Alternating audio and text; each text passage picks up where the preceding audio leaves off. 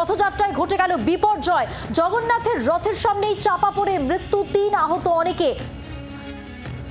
এবার পুরীর রথযাত্রায় বিপর্যয়, অত্যাধিক ভিড়ের চাপে পদপিষ্ট হয়ে কমপক্ষে 3 জন পুণ্যার্থীর মৃত্যু হয়েছে, আহত কমপক্ষে আরো 10 জন।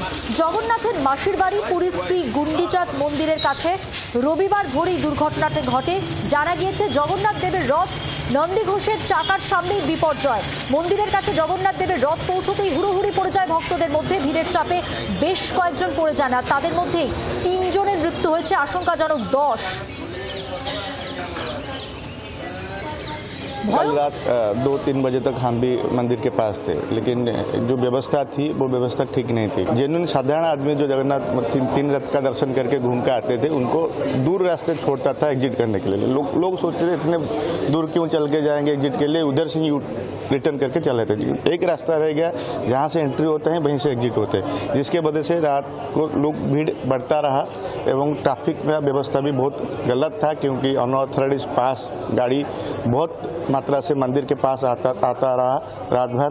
इसी कारण से भीड़ का नियंत्रण प्रशासन से ठीक से नहीं किया, पर एग्जिट मुख्य समस्या था। जो एग्जिट का पॉइंट साधारण आदमी के लिए होता था पहले, उसको बंद कर दिया।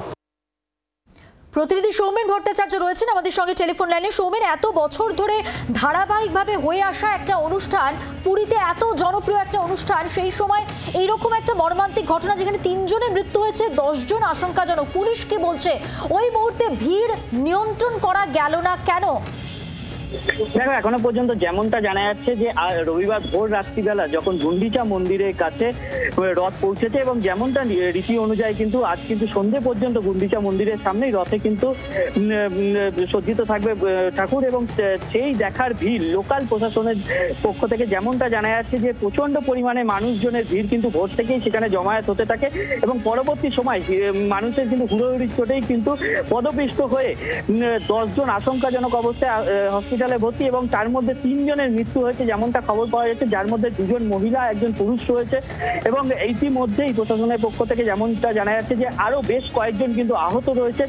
এবং এর আগেও কিন্তু যেমনটা তোমায় জানিয়ে রাখছি যে রথের দিন সন্ধ্যেবেলা সেদিনও কিন্তু এরকম হুড়োহুড়ি, এবং এর ফলে কিন্তু যেমনটা জানা যাচ্ছে যে প্রতি বছর যেখানে কিনা কয়েক লক্ষ লোক যেখানে জমায়েত হয় একই জায়গায় এই অনুষ্ঠানকে ঘিরে, সেইখানে মতো জায়গায় এরকম নিরাপত্তা